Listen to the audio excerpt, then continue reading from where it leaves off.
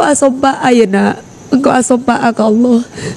Beuna kana saya berbakti kangko beuna kera bansos hidupnya. Aku akan bersumpah sama Allah.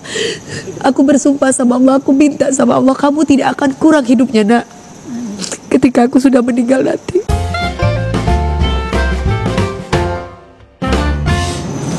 Assalamualaikum warahmatullahi wabarakatuh.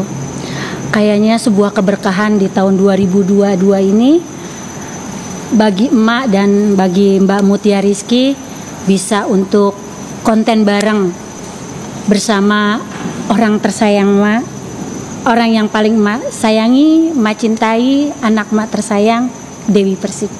Waduh, alhamdulillah. Assalamualaikum. Salam silaturahmi, makku tercinta. Amin, ya Allah, anakku. udah lama banget gak ketemu loh, Kak. Iya, aku ngeliat Mak makin cantik. Amin, Ini ya pertama kali aku podcast, aku di sini ya. Iya. Iya.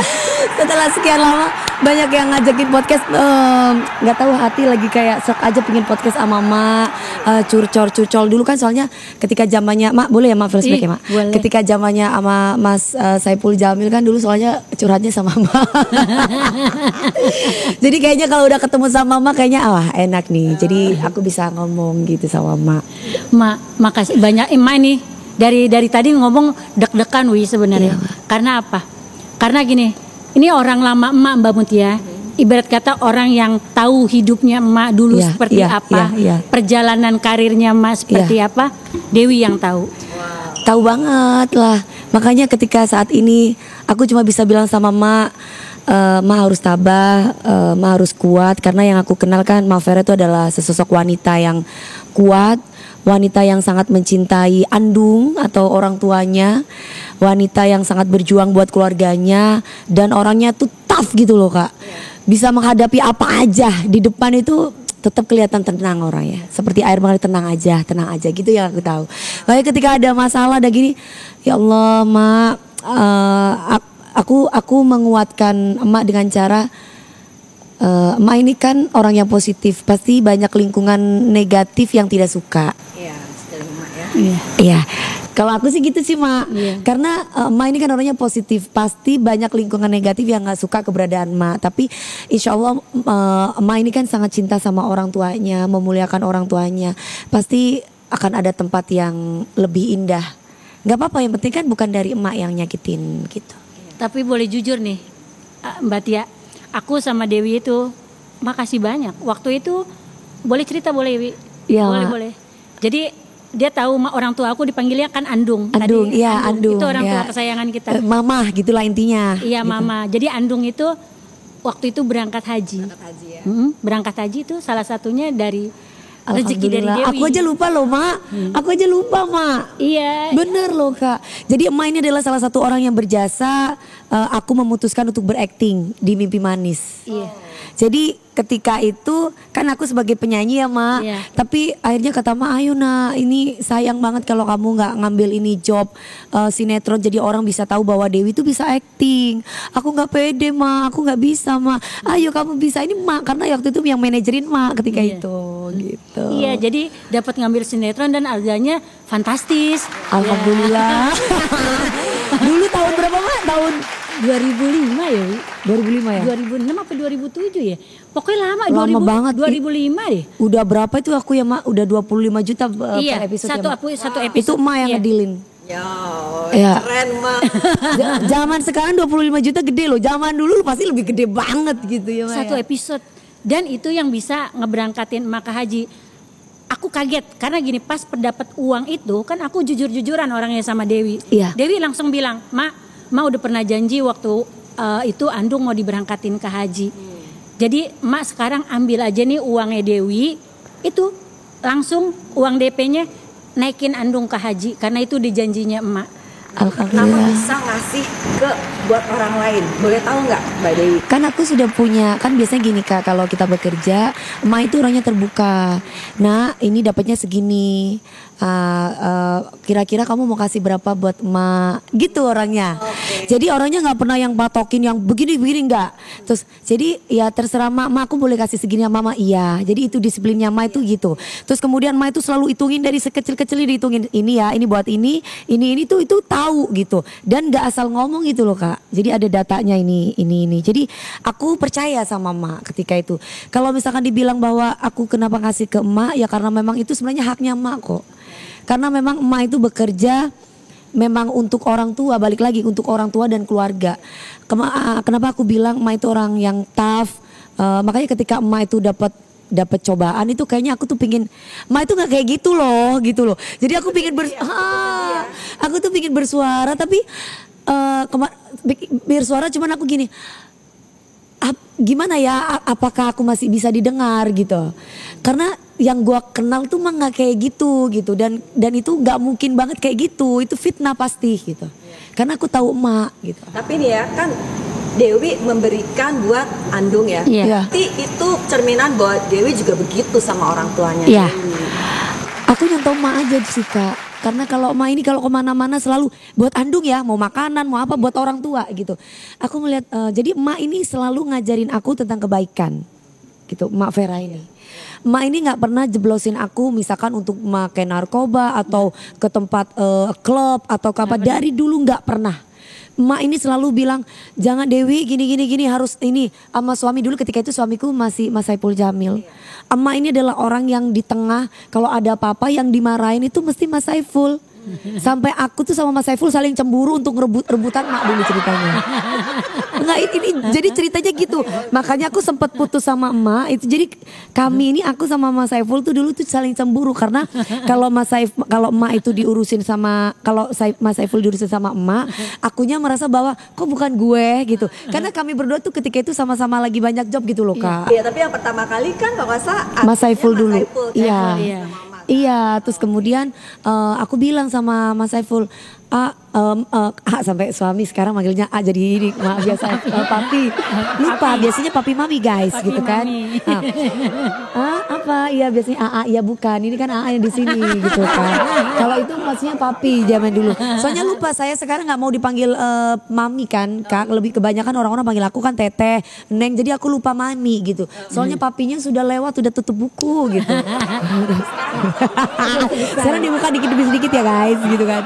Jadi aku bilang papi aku urusin dong gini terus akhirnya kata si papi bilang ya udah diurusin ya ini kok aku lebih nyaman gitu terus tapi ada perasaan cemburu ketika si Mas Saiful diurusin sama emak terus ketika emak mungkin Mas Saiful juga sama ketika emak ngurusin aku kan otomatis kan emak ini orangnya total kalau kerja Kak nggak pernah yang misalkan ini udah kalau manajemen yang lain kayak gitu kalau emak itu nggak aku dulu dari tetek bengek apapun aku tidak pernah ada masalah.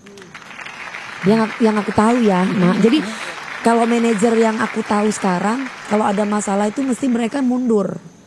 Mesti lebih mendorong ke artisnya dan gak mau tanggung jawab.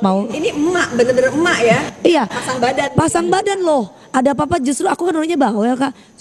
Justru diem. Emak yang gue yang ngadepin nih masalah ini tenang. Udah kamu tenang aja, kamu tidur, jaga suaranya, kamu istirahat biar tetap cantik kayak gitu. Karena aku nggak mau image-nya artis itu jelek di mata masyarakat. Oke. Jadi kalau dia nyanyi nih, Dewi nyanyi, ingat banget. Setiap dia selesai nyanyi, Dewi masuk kamar, emak yang ngadepin klien. Betul. Oh, ya. Dari dulu. Gak usah ikut makan gitu. Gak usah ikut makan, kamu tidur. Biar mahal gitu Kak kalau jadi ya Dewi inget semua tuh ya cerita itu ya. Iya. Tapi nggak inget ketika menghajikan Andung. Nggak inget. Iya. Banget loh. Banyak orang kan inget kebaikannya. Ini nggak inget. aku lupa Kak. Dia lupa juga nih pas nih. Dia lupa, dia pernah bawain kalung andung apa gelang andung emas. Kasih, dapat hadiah, dia dapat job lagi tuh. Ingat gak dulu kita gudang garam naik pesawat pergi? Iya, gitu kita di kontrak gudang garam. Kita salaman dulu, dulu. Ingat gak? Ingat gak Wi? Yang lagi Dewi diperebutin. Orang-orang sekarang kan rame pada naik jet pribadi. Kita udah ya? Kita udah naik, udah dong. Wajahnya ya. Makanya kalau aku ngeliat sekarang artis sekarang, aduh pada jet pribadi lah, inilah sewa jet. Kita mah udah dari zaman dulu. Nih, kayak begitu yang Kak, kelihatan. aku sama Mak Vera kalau pulang ya ini dulu zaman kampanye ya. Dulu nggak ada tuh zaman-zaman apa namanya seleb apa itu Kak? apa itu mak seleb yang sekarang di Selebgram. sosmed ya dulu nggak ada selebgram. Dulu ya artis, penyanyi gitu, bawa uang berapa karung, Iya. pulang-pulang, dan dari satu tempat bisa ke tempat yang lain cuma naik pesawat jet, duduk Iya. santai semua. Kalau sekarang orang udah pada foto cepret ditaruh pesawat, aku cuman ketawa, gua mah udah kenyang begitu gitu. Udah lewat masa. Udah lewat itu semua keadaan itu udah Iya. kita Kalau Dewi lihat gitu gini kali ya. Sorry ya gue duluan. Iya. Ma juga gitu.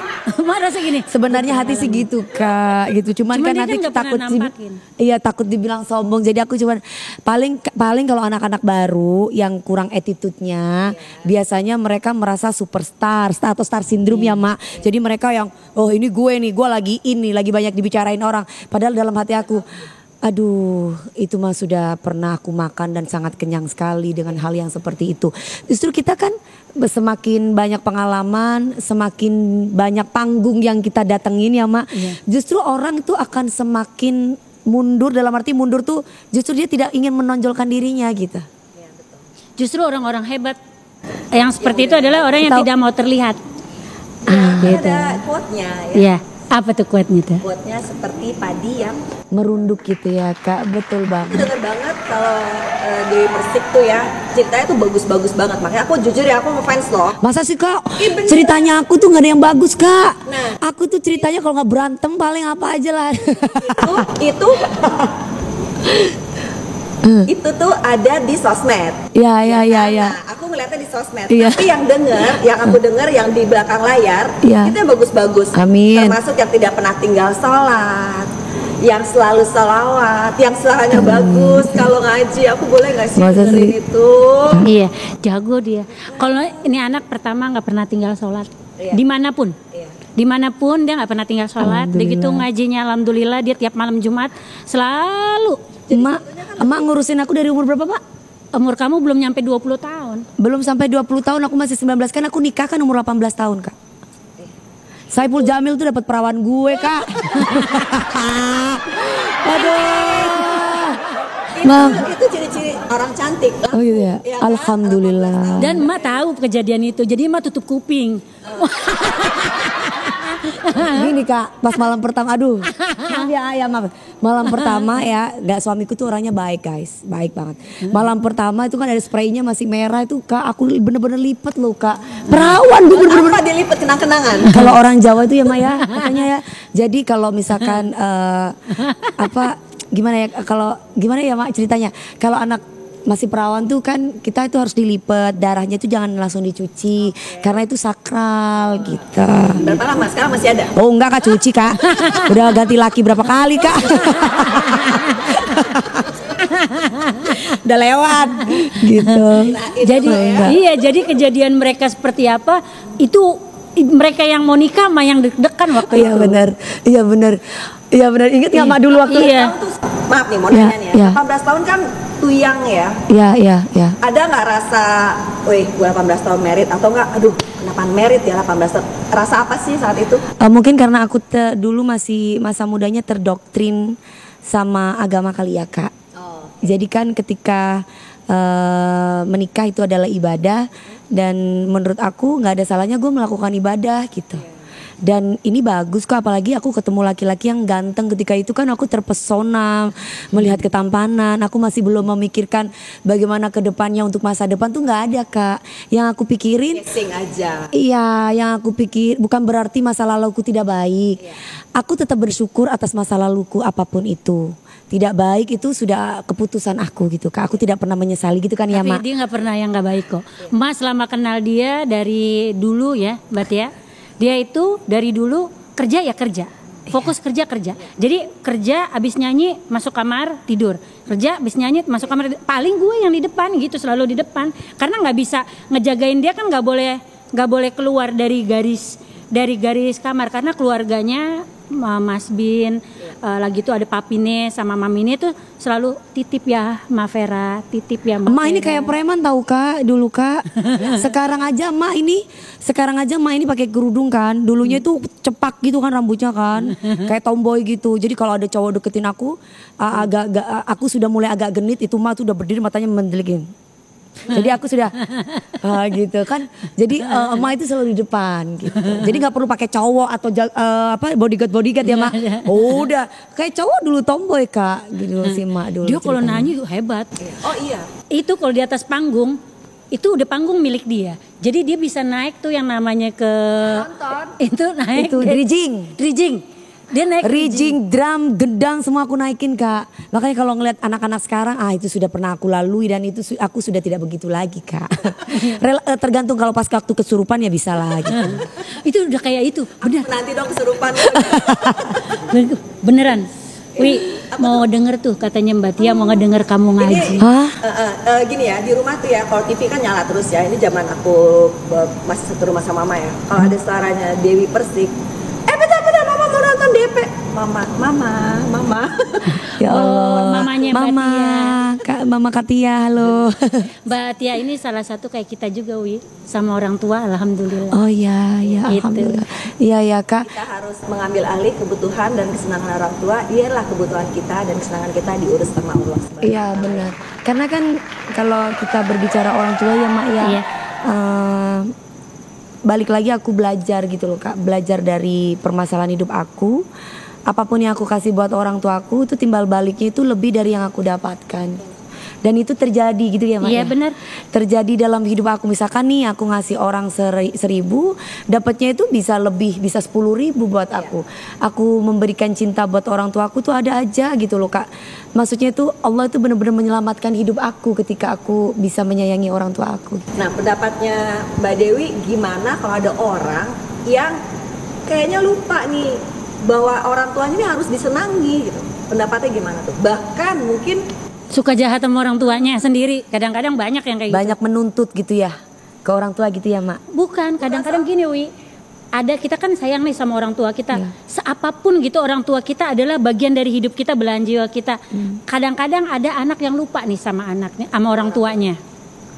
Ya mungkin Gimana rasanya? Ya rasanya kalau saya jadi orang tuanya atau aku sebagai anak. pendapatnya aja gimana? Iya.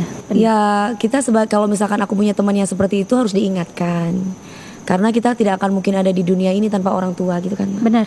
Sedangkan apa yang kita jalani ini, mau kamu tuh pakai psikiater, mau kamu berteman dengan presiden, harus diridhoi sama Allah. Sedangkan Allah tuh akan meridhoi kita kalau kita sayang orang tua. Karena dari ridho orang tua ya ridho orang tua, ridho orang tua ya ridho Allah ya ridhonya orang tua. Gimana kamu mau bisa sukses di dunia kalau kamu tidak dapat ridho dari Allah, katanya gitu kan. Makanya itu yang aku jalani kak. Kalau misalkan dibilang alim, aku bukan orang alim, aku orang pendosa. Tapi ketika aku bisa menyayangi orang tuaku, mungkin ada sisi baiknya yang bisa menolong aku gitu loh. Benar. Banyak. Jadi banyak banget. Jadi Dewi itu salah satu kalau kita bilang tulang punggung keluarganya. Iya. Dari dulu dia senang kalau Kak, keluarganya sama lah kita, senang. Mak. Sama Iya, lah kita, Mak. sama. Karena kalau kita sama nih. Iya, kita wanita yang benar-benar strong, yang mandiri, yang nggak Iya. menggantungkan ke laki-laki ya, Mak. Iya. Tapi bukan berarti kita merasa paling atas dari laki-laki, enggak. Kita Enggak. tetap di bawah laki-laki, cuman kita wanita yang kuat ya, Mak Iya, ya. kita ikut membantu. Betul. Ikut Belajar membantu. pro mandiri. Iya, makanya kita Laki-lakinya seneng. iya, itu dia. Itu Ya, kalau jadi- motivator. Iya benar. Motivator. Jangan terlalu mandiri juga. Nanti laki-laki lupa tanggung jawab ya, Kak. Ini Hai bagus, laki-laki, bagus. cukuplah kita boleh membantu gitu kan. Tapi jangan jadikan istri itu sebagai tulang punggung keluarga. Iya Itu dia. Tuh, betul. Bahasanya tulang rusuk. Betul. Tapi benar kata Dewi tadi ya, omongan orang tua itu juga harus didengerin. Amanat harus dijalanin. Oh, walaupun orangnya orang tua udah meninggal atau apa, kayak papine ya, Iya, Wi. iya, Kan kamu kan cinta banget sama papine tuh, sayang banget sampai belahan jiwa. Papine Papi itu itu orang tua aku, Kak. orang bapaknya dari papine. Jadi aku tuh sama papi itu belum cuci darah. Belum kalau masuk di rumah sakit tuh selalu dikit-dikit masuk rumah sakit, maka Iya. ratusan juta uang yang keluar setiap hari. Sedangkan aku mikirnya gini, aku ada kerjaan nggak ya besok? Kalau aku nggak ada, bagaimana aku bisa membiayai orang tuaku? Sedangkan aku di depan keluargaku tidak pernah aku bilang tidak punya gitu loh, Kak. Aku tuh orangnya gitu.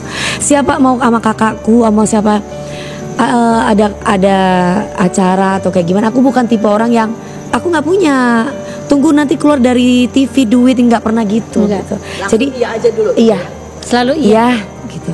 Besok ya, ini ya tanggal ini ya, gini ya gitu. Jadi alhamdulillah ada aja gitu. Sempet dulu kepikiran, aku sekarang udah punya rumah baru, Ma. Amin, alhamdulillah. Tahu nggak Kak? Ini rumah ini tidak direncanakan, rumah baru ini. Ceritain dong. Makanya aku bilang, ya Allah, aku tuh bersyukur sama Allah. Aku setiap hari nangis Kak di rumah sakit, Mak. Ngebiayai orang tuaku, aku pingin orang tuaku tuh di kelas VVIP, bukan VIP lagi, VVIP di rumah sakit di Semanggi waktu itu, Iya. Mak. Aku gini, ya Allah, aku tidak punya uang, tapi aku punya kemampuan untuk bekerja. Kasih aku kerjaan. Itu setiap hari ketika aku sholat aku kayak gitu Kak. Orang cuma melihat aku yang senyum-senyum, dan ketika itu aku dapat cobaan. Aku lagi diuji, aku lagi ada masalah dengan kakak aku yang pertama, sama si Meldi itu. Iya, iya. Gimana kondisi, belum ini tekanan sini tekanan sini, sedangkan aku satu-satunya yang harus bisa membuat bapak aku ini sembuh gitu loh Kak. Besoknya tagihan 100 juta, besoknya lagi tagihan harus ada uang untuk deposit sekian ratus juta, sekian ratus. Aku mikir dong, Mak, ini deposito aku dapat dari mana duit?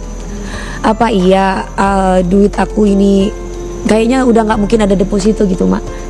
Aku langsung ada sertifikat rumah, ini sudah satu-satunya yang harus aku jual ketika itu. Aku ngomong sama AA, coba taruh diiklanin gitu. Siapa tahu ada yang mau beli rumah gitu ya, Mak. Beli rumah aku ini karena jaga-jaga takutnya kan setiap hari 100 juta dapat uang dari mana ya, Mak. Sedangkan setiap hari itu papi belum cuci darah, belum Dia pasti obat-obatan. nangis kalau ngomong papi ini karena cinta. Iya. Tapi Kak, aku walaupun dalam keadaan terpuruk pun Allah itu sayang sama aku.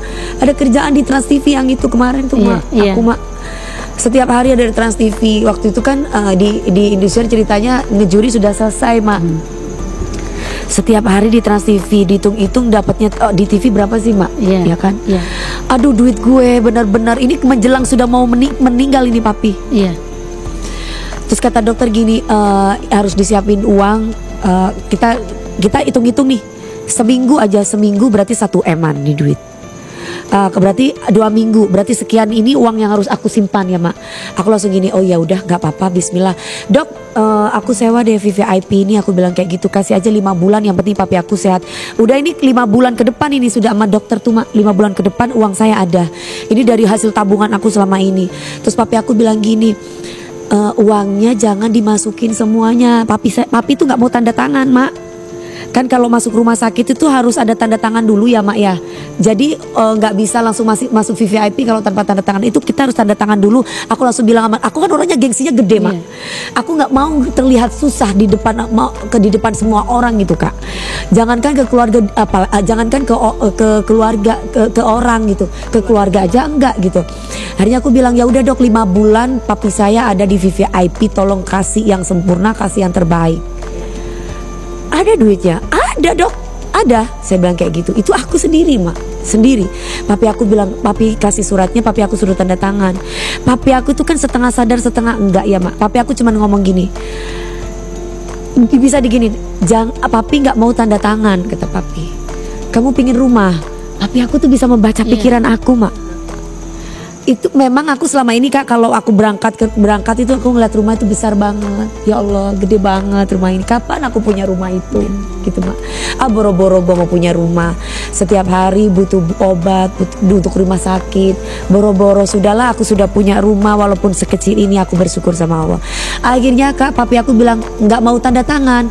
Terus kata mami aku gini, pakai bahasa Madura, iyalah Mas Dinang kok saya tanda tangan, katanya gitu. Biarin aku yang tanda tangan, kata mami gitu. Akhirnya mami aku yang tanda tangan dong, mami aku yang tanda tangan. Terus papi aku nangis, jangan dirobek sama papi, ada materi dirobek. Nanti kamu harus punya rumah yang ada liftnya, biar papi kakinya nggak sakit. Terus aku bilang iya. Dalam hati aku lihat rumah itu ada liftnya. Iya nanti ya beli rumah yang ada liftnya, nanti papi naik turun nggak sakit kakinya. Kan kakinya kan sudah lubang ya, Mak. Sudah lubang besar ini, dagingnya tuh sudah keluar, Kak, udah kelihatan tulang aja. Terus udah gitu aku bilang gini, ya nanti kita beli rumah ya buat papi ya. Terus papi aku bilang, berapa harganya? Berapa harganya gitu. Puluhan MP udah dalam, gak mungkin. Udah, yang penting papi sehat ya. Papina tahu sampai mikir apa-apa. Setiap papina tidur, istirahat, minum obat, deki, papina langsung mulai gitu. Maksudnya papi gak usah mikir apa-apa. Papi sedang istirahat, tidur, nanti papi biar langsung pulang, cepet pulang gitu. Terus katanya papi puluhan M. Langsung papi gini mikir. Papi mikir pegang kepala aku, Mak.